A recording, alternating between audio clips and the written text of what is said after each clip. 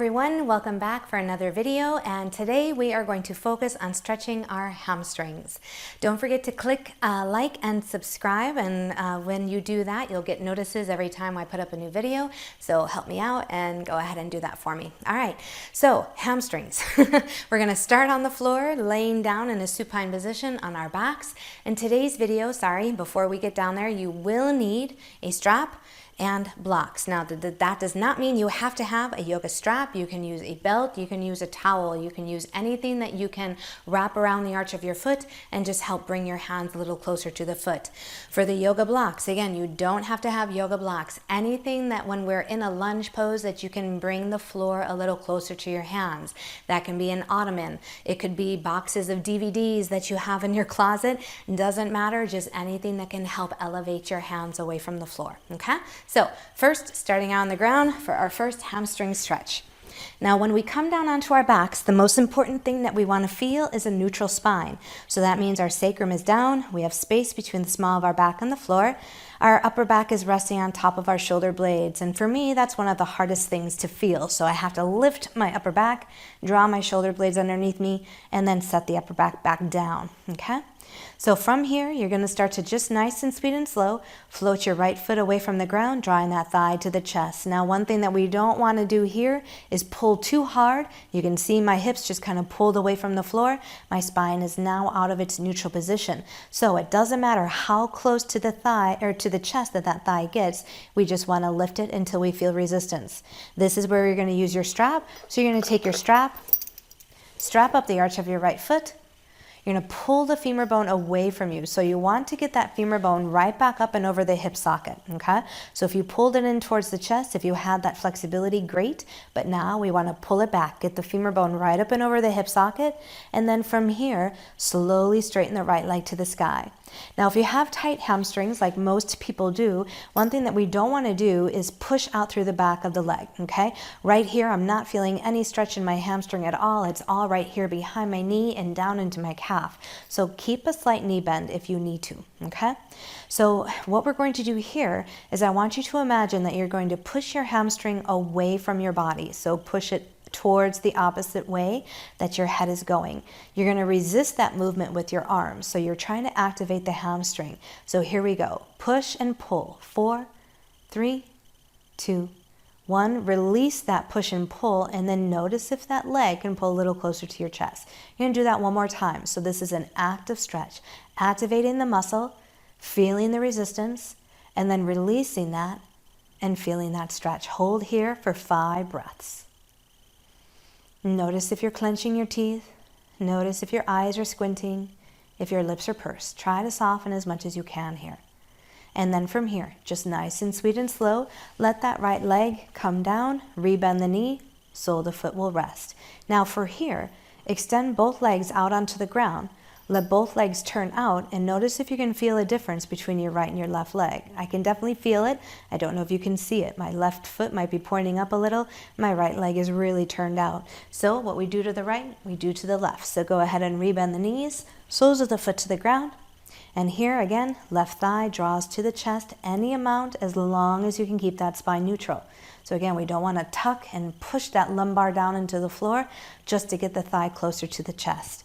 Your natural resistance is perfect. It's there for a reason. Work with it, not against it. Take the strap up the arch of your foot.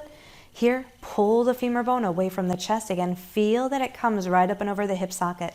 That's proprioception, mind-body awareness. Feel your body in time and space, and then begin to extend that left leg towards the sky any amount. Now you might find that you might be able to straighten your leg all the way on one side compared to the other. That's fine. You don't have to mimic what you do from the right to the left. We want to feel our body in time and space and honor that sensation. So again, here's where we're going to do that active to passive stretching. Actively push the hamstring away from you, but resist moving the leg with the hands. 3, 2, 1. Release the musculature and notice if that leg can come a little closer to the chest. One more time. Push away, pull, feel that strength through the hamstring. And then release. See if that leg can pull a little closer. Hold here, 5 breaths. 5, 4. Slow down the breath. Really enjoy this pose and give yourself this time of day. Let go of any stress that might be holding in your neck and in your shoulders and in your jaw. And after that 5th breath, you're going to nice and slow start to bring that left leg down, slide the strap off, bend the knee, sole the foot down. And then from here again, extend both legs out, release them into external rotation, and feel the symmetry from side to side. Take a deep breath in and take a deep breath out. All right, now we're going to come back up off of the floor. If you can roll back and forth on your spine, go for it. If you need to roll to your side, roll to your side. So the next pose you're going to do is sometimes called runner's lunge. In yoga, we call it Ardha Hanumanasana, which is half split pose. This is where you'll need your blocks. So you're going to take those blocks towards the front of your mat, and with your hands on the block, step your right foot forward up in between the hands. Now, once you do that, go ahead and scoot it a little bit more forward. Now, on the left leg, I have the toes of my foot curled just to help support that leg and keep it in position. From here, you're going to pull hips back, toes up, and you're going to get that hamstring stretch right away. As you can see with I had to lift the blocks a little bit higher. My right hamstring is really tight today. But one thing that I want you to see is that my spine has stayed neutral, that my hips are in alignment. And again, I still have this slight bend of my knee. One thing that we don't want to do in runner's lunge or in half splits, whatever you call this pose, it goes by many names, is we don't want to push the back of the leg to the floor, okay? Just like when we're on the ground, we don't want to hyperextend through the back of the knee. Same thing here. Keep that slight bend in the knee if you need to, okay? And again, the blocks bring the ground closer to you, because notice what I'm not doing with my spine. I'm not rounding and pulling in. Yeah, I'm not tucking into my pelvis. Stick the bottom out. Feel that nice neutral spine. Lengthen.